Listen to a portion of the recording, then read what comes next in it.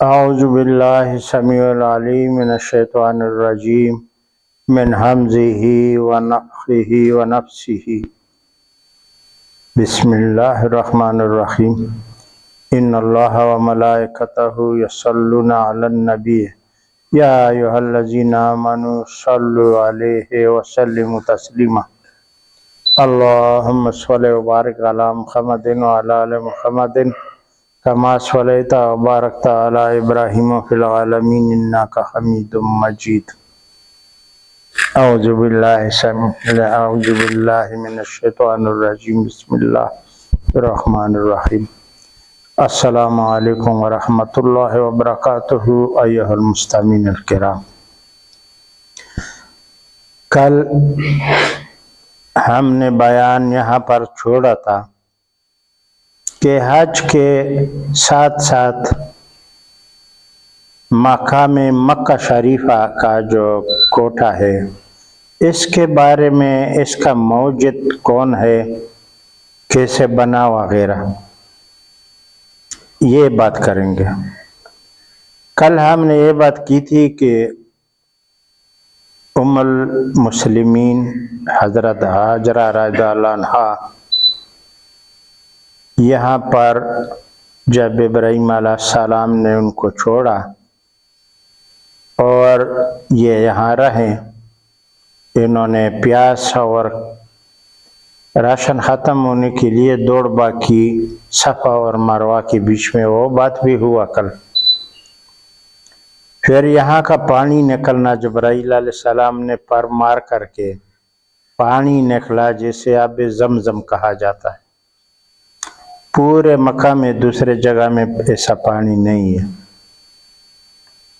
پھر یہاں پر لوگ آباد ہوئے، کیونکہ جہاں پانی ہوتا ہے وہاں آبادی شروع ہو جاتی ہے آٹومیٹکلی۔ لوگ یہاں آباد ہونے کے لیے جرہم کا قبیلہ یہاں آباد ہونے لگا اور یہاں پر ابراہیم علیہ السلام بھی کبھی کبھی یہاں آتے اور چکر لگاتے۔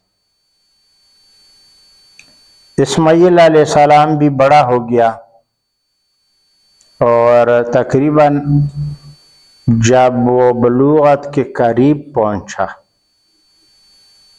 اس کے ساتھ دوڑ بھاگنے لگا، ابراہیم علیہ السلام کے ساتھ بازار میں گھومتے یا جاتے۔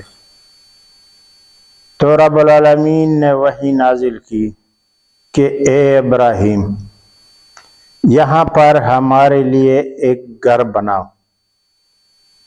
اور جس کے لوگ اس کا حج کریں گے۔ تو ابراہیم علیہ السلام اس کے لیے بھی تیار ہو گئے۔ اس کو جو امر آتا تھا نا نو نہیں ہوتا تھا، گھر بنانے کے لیے تیار ہو گئے، لیکن سوچ میں پڑ گئے کہ کیسے اور کہاں بناؤں۔ جبرائیل علیہ السلام نے بولا اچانک یہیں جگہ پر جہاں پر ابھی خانہ کعبہ ہے، بادل اوپر آ کے کھڑا ہو گیا اور اس کا سایہ نیچے آ کے زمین پر لگا۔ ٹھیک، تو جبرائیل علیہ السلام نے کہا کہ یہاں گھر بناؤ، جتنا سایہ ہے اس کو اندر گراؤنڈ لے کر کے دیواریں مارو اور گھر بناؤ۔ تو ابراہیم علیہ السلام نے اس کے بنیادیں شروع کیے،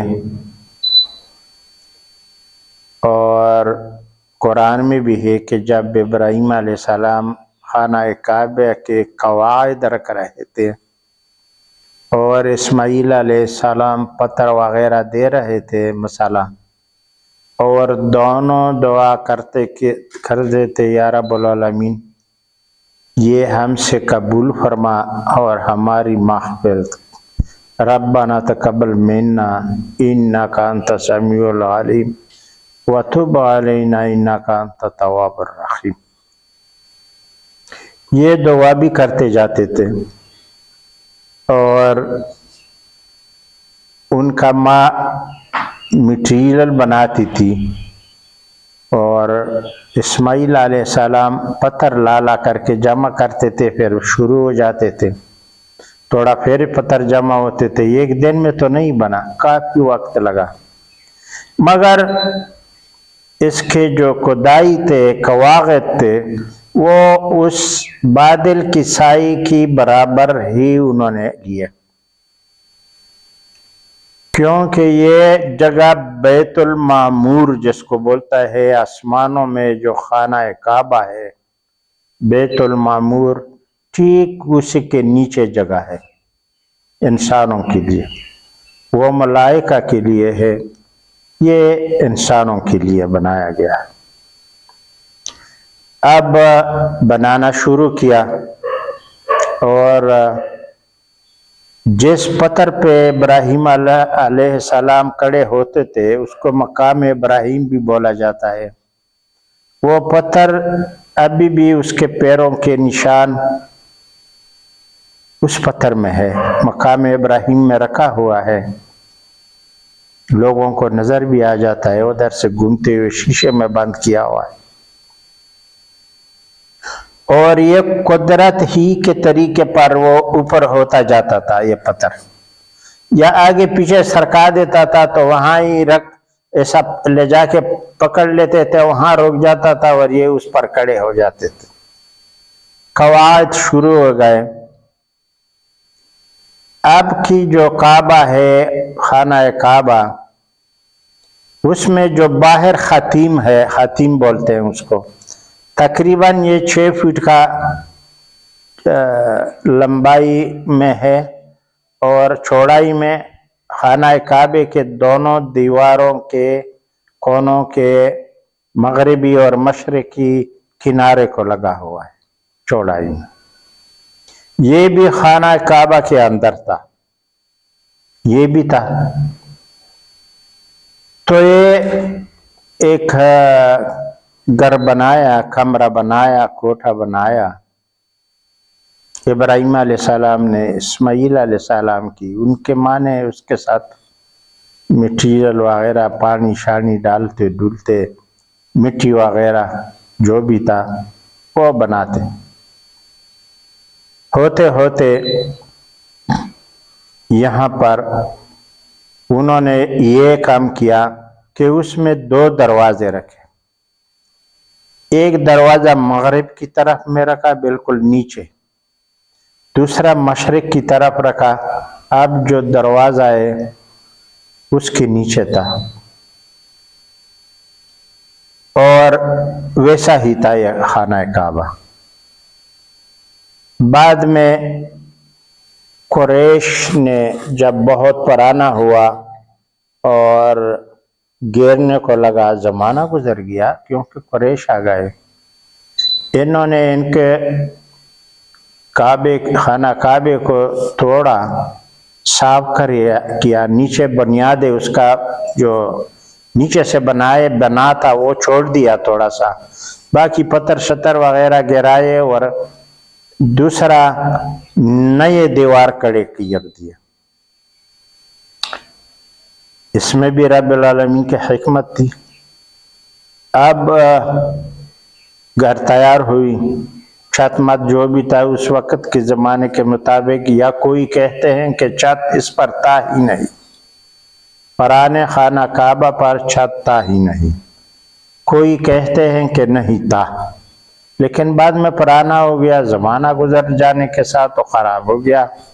قریش نے کھولا اور بنایا، لیکن اس کے لیے نقدی کیش اتنا نہیں جمع ہوا جس سے یہ پورا بنے، تو انہوں نے اس کوٹے کو کم کر دیا، جو خاتیم کا جگہ ہے، اس میں فرض نماز نہیں ہوتا ہے، نوافل لوگ پڑھتے ہیں بڑا دکم دکم کر کے، یہ کعبے کے اندر میں آتا ہے، یہاں طواف بھی اندر نہیں کر سکتا ہے اور فرض نماز بھی نہیں پڑھ سکتا ہے، تو یہ انہوں نے چھوڑ دیا، یہ مالی غنیمت کی وجہ سے، کیونکہ مالی جو تکلیف تھی، اتنا جمع نہیں ہوئے پیسے وغیرہ وغیرہ، تو انہوں نے پھر بھی دروازے، اور ایک دروازہ جو مغرب کی طرف تھا وہ بند کر دیا، اور یہ جو دروازہ بھی ہے یہ نیچے تھا زمین پر، اس کو انہوں نے پھر اوپر بنایا جو ابھی ہے۔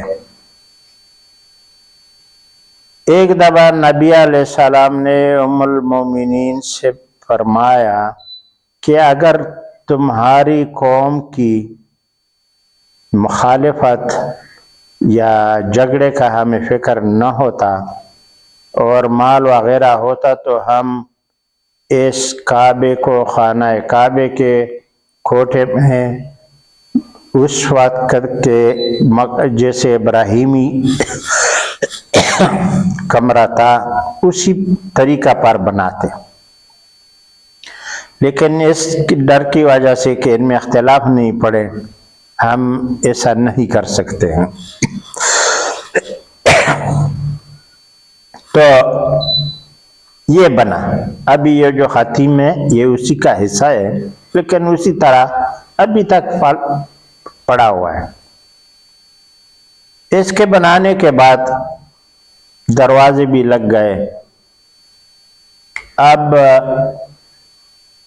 ابراہیم علیہ السلام کو خواب آنے شروع ہو گئے کہ اور یہ لوگ جب بنا رہے تھے اور بنانے کے قریب ہو گیا تو دعا کی کہ یا رب العالمین ہمیں حج کے مناسک سکھاؤ کہ ہم ابھی حج کریں، کیونکہ جب یہ برابر ہو گیا اور پورا ہوا تو ابراہیم علیہ السلام کو جبرائیل علیہ السلام نے آ کر کے کہ رب العالمین کہتا ہے یا ابراہیم یہاں قریب کا جو ٹیلا تھا اس وقت ابھی صاف کیے ہوئے ہیں، اس پر جا کے اذن کرو، آواز دے کہ اے ناسو، سب ناس میں اعلان کرو کہ اے لوگو آؤ اور اس تبارک کوٹے کا طواف کرو، حج کرو۔ اس کوٹے کو بیت العتیق بھی کہتے ہیں، آ کر کے بیت العتیق کا حج کرو۔ تو ابراہیم علیہ السلام نے کہا یا رب العالمین یہاں تو کون ہے جو آواز سنے اور آ کر کے حج کرے، دوسرا یہ کہ یہاں لوگ بھی جو تھے تھوڑے بہت وہ بھی کفر کے حالت میں تھے، تو یہ کون سنے گا ہماری بات؟ رب العالمین کی طرف سے امر آیا کہ آپ آواز دے دو ابراہیم، لوگوں کو لانا اور اس کا طواف کرنا اور اس میں رکوع اور سجود کرنا، نماز پڑھنا، یہ ہمارا کام ہے۔ لہذا ابراہیم علیہ السلام نے آواز دی اور وہ دن آج دن لوگ برابر اس گھر کا حج کر رہے ہیں اور طواف کر رہے ہیں۔ ابھی تو وہ رش ہے، وہ ڈیزائن میں بنایا گیا نا، اس کو وسعت دی گئی کتنے دفعہ، مسجد کو بہت بے تحاشا بڑا کر دیا۔ پہلے ترکی کے سلطنت میں بھی بڑا کر دیا گیا تھا، اس کے پہلے بھی وسعت دی تھی۔ اس کوٹے کو نہیں چھیڑا گیا، کمرے کو، مگر دوسرے جو مطاف ہے طواف کی جگہ اس کو بڑھاتے بڑھاتے کافی بڑا کیا۔ عثمانیہ کی خلافت جو ترک والی تھی اس میں بہت وسعت دی گئی، لہذا اب جب یہ تیار ہو گئی تو یہ اذان بھی ہو گیا، اب پہنچانا تو رب العالمین کا کام تھا۔ اب خواب میں ان کو آنے لگا کہ میں اپنے بیٹے کو ذبح کر رہا ہوں، بار بار خواب دیکھے اور دیکھتے رہے، شاید اس کے بارے میں جبرائیل علیہ السلام سے بھی ڈسکس کی ہوگی، لیکن یہ تھا کہ آپ اس بیٹے کو، یہ حکم خواب دیکھتا تھا کہ میں اپنے بیٹے کو ذبح کر رہا ہوں۔ وہ خواب انہوں نے اپنے بیٹے کے سامنے بیان کیا کہ برخوردار میں خواب میں دیکھ رہا ہوں کہ میں آپ کو ذبح کر رہا ہوں، اور آپ کا کیا ارادہ ہے؟ اس نے کہا ابا جی جو آپ کو حکم ہے وہ کرو، انشاءاللہ آپ ہمیں صابرین میں سے پائیں گے، اور میں صبر ہی کروں گا اپنے مرنے پر، ذبح ہونے پر۔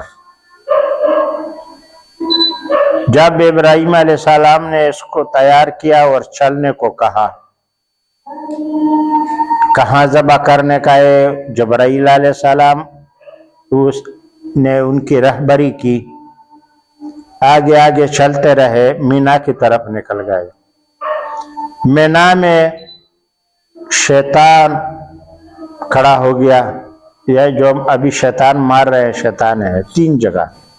ایک جگہ کھڑا ہو گیا، اس کو کہا ابراہیم کیا دماغ ہے تمہارا، اپنے بیٹے کو ذبح کر رہے ہیں، یہ کیا کر رہے ہیں، ایسا نہیں کرو ایسا نہیں کرو، یہ وہ اپنا شرارت کر دیا۔ تو جبرائیل علیہ السلام نے بولا کہ ان کو پتھر مارو۔ ابراہیم علیہ السلام پیچھے گھوم کر کے ان کو پتھر مارا۔ کتنے پتھر مارے اس کے بارے میں پتہ نہیں ہے، ابھی تو 7 مار رہے ہیں۔ لیکن ہر پیغمبر کا،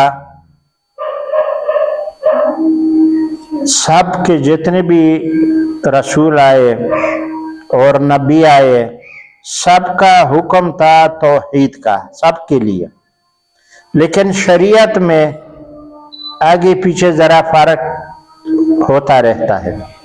ہمارے شریعت یہ آخری شریعت ہے جو مکمل ہے، ان لوگوں کا اپنا شریعت تھا، موسیٰ علیہ السلام کا، عیسیٰ علیہ السلام کا، اور ہر نبی کو دیا گیا تھا۔ الوہیت کے بارے میں سب کو ایک امر تھا کہ الوہیت کے بارے میں بالکل صاف عقیدہ رکھنے کا ہے۔ تھوڑا آگے چل کر کے اسی جگہ مینا میں پھر شیطان کھڑا ہوا اور اسماعیل کو بولا کہ دیکھو یہ باپ آپ کو لے کے جا رہے ہیں اور ذبح کر رہے ہیں، آپ کو جان سے مار رہے ہیں، یہ کر رہے ہیں وہ کر رہے ہیں۔ تو جبرائیل علیہ السلام نے ابراہیم علیہ السلام کو بولا کہ پھر پتھر مارو، پھر پتھر مارے گئے ان کو، خبیث کو۔ تیسری بار تھوڑا آگے جا کر کے پھر اٹھا ادھر سے اور کھڑا ہو کر کے بولا دونوں کو کہ یہ تم لوگ کیا پاگل پن کر رہا ہے، اس کو لے جا رہا ہے ذبح کرنے کے لیے، میں کبھی ایسے کس باپ نے اپنے بیٹے کو ذبح کیا، یہ وغیرہ بہت بات کر کے۔ تو جبرائیل علیہ السلام نے پھر بولا کہ ان کو پتھر مارو۔ 3 دفعہ ابلیس کو جب پتھر مارے گئے تو ابلیس نا امید ہو گیا۔ مینا میں مکے سے جاتے ہوئے مینا پہنچ کر کے دائیں سیٹ میں پہاڑ ہے، وہاں پر وہ چٹان جس کے نیچے اس کو ذبح کرنے کا تھا اسماعیل علیہ السلام کو، وہاں پر لا کے رک گئے۔ جبرائیل علیہ السلام نے جگہ بتائی ہوگی، رک کر کے اپنے بیٹے کو پیر باندھے اور نیچے ڈال دیا زمین پر اور جبین پر لٹایا۔ یہ دیکھو امتحان تھا، ابھی تک امر نہیں آیا تھا۔ جب لٹایا تو انہوں نے کہا ابا جی اپنے آنکھیں تھوڑا باندھ دو کسی کپڑے سے تاکہ مجھ پر تم کو رحم نہیں آئے، شاید آپ امتحان میں فیل نہ ہو جائے۔ انہوں نے اپنے آنکھیں بند کیے اور چھری لے کر کے جب اس کا گلا کاٹنے لگے تو آواز آیا یا ابراہیم تم نے خواب سچا کر دیا اور اس کے بدلے میں ذبح عظیم ہم نے آپ کو دیا اور آپ کا یہ آزمائش پورا ہو گیا، حکم ہوا۔ اور جب دیکھا کہ ادھر ساتھ میں ایک دمبا کھڑا ہوا ہے، جنت سے لایا گیا، اور وہ دمبا جب ابراہیم علیہ السلام کو حکم ہوا کہ اپنے بیٹے کو چھوڑ دو، اٹھ جائے اور اس کی جگہ میں یہ ذبح کرو، تم نے اپنا خواب سچا کر دکھایا۔ لوگ باتیں کر رہے ہیں، خرافات والے ہیں بڑے بڑے، کھچوری سے ذبح کیا، اوپر پھینکا، نیچا گیا، یہ ہو گیا وہ ہو گیا، یہ سب خرافات۔ اس کو ذبح نہیں کیا لیکن کرنے والا تھا۔ جب این ٹائم پر حکم آیا کہ ہم نے تم کو ذبیحہ دیا ہے یا ابراہیم، اس کو لاؤ آگے اور اس کو ذبح کرو اس جگہ پر، تب ابراہیم علیہ السلام نے اس بھیڑ کو لیا جو جنت سے لایا۔ یہ بھیڑ جو نسل ہے یہ جنت سے آیا ہوا، یہ بڑا تبرک والی جانور ہے۔ وہ لٹایا اور ذبح کیا اس بھیڑ کو، بذبح عظیم کا لقب ملا کہ ہم نے تم کو ذبح عظیم دیا اور آپ امتحان میں پاس ہو گئے۔ یہ بھی بڑا آزمائش تھا۔ اب ابراہیم علیہ السلام، جبرائیل علیہ السلام ان کو لے کر کے آگے بڑھے اور چلتے چلتے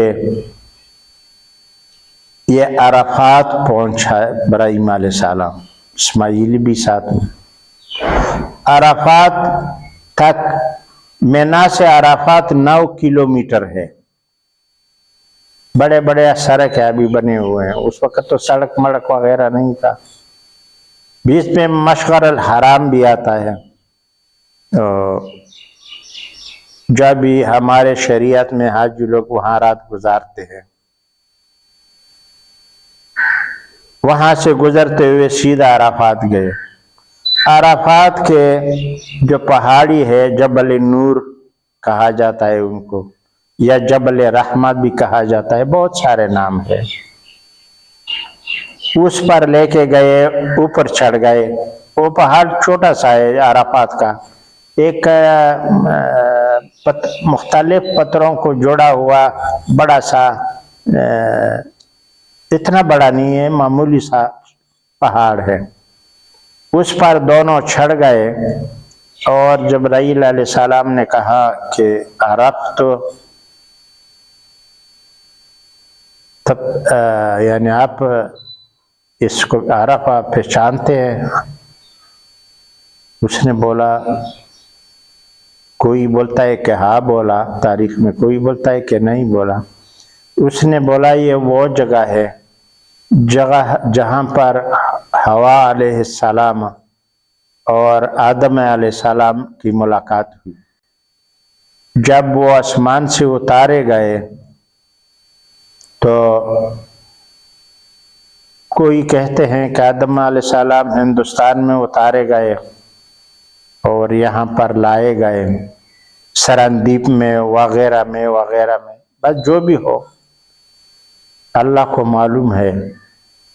لیکن یہاں پر آسمان سے اترتے ہوئے کافی وقت ان لوگوں کے آپس میں جدائی تھی، اور ابلیس جو تھا وہ کہتے ہیں کہ عراق میں اتر گیا یا ایران میں اتر گیا، حواز میں، حواز جو شہر ہے کہتے ہیں کہ وہاں پر اتر گیا، جو ایران میں ہے۔ اور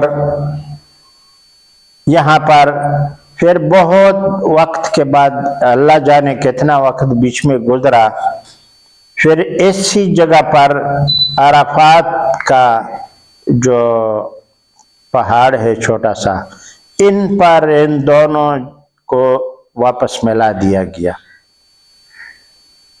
اور اس پر ابھی ایک چھوٹا سا برج بنا ہوا ہے، ایک چاروں طرف سے 4 فیس والا، ایک زیادہ اونچا نہیں تقریباً، مگر تھوڑا سا وہ برج بنایا ہوا ہے ابھی بھی، جو پہلے زمانے میں کس زمانے سے بنا تھا لیکن وہ ابھی بھی ہے۔ یہاں پر ان دونوں کی ملاقات ہوئی، اور کہتے ہیں کہ آدم علیہ السلام ہند سے لائے گئے اور حوا علیہ السلام جدہ سے لایا گیا۔ جدہ عربی میں नानी को जद्दा बोलते हैं, जद्दा, और दादा को जद बोलते हैं। तो जद और जद्दा, यहाँ पर मैं जद्दा कहीं बार गया हुआ हूँ, वहाँ पर एक मकबरा भी है, मरकदा जद्दा कहते हैं। मैंने खुद वहाँ पर जो सिक्योरिटी वाले थे उसके अंदर औरत को जाने नहीं देता है, मेरे पास फैमिली भी था, कि मैंने उनसे दरियाफ्त किया कि यहाँ पर हमारी जो नानी थी जद्दा हवा अलैहि सलाम, क्या वो इस मकबरे में है?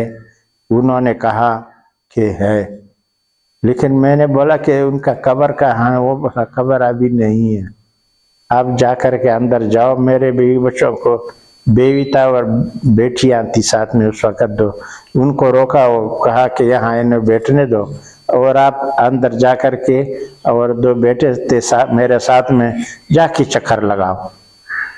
तो ये कहावत है या हकीकत है, रब्बुल आलमीन जानता है, लेकिन जद्दा के नाम से मकबरा है, इसलिए दादी को जद्दा कहते हैं और दादा को जद कहते हैं।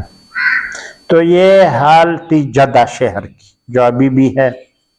हाजी लोग जितने भी है बाई एयर जाते हैं या समंदरी रास्ते से पहले जाते थे, वो जद्दा में ही उतरते थे। तो यहाँ पर उन्हें कहा गया कि आपके दादा और दादी का मुलाकात हुआ जमीन पर उतरने से बाद पहली दफा।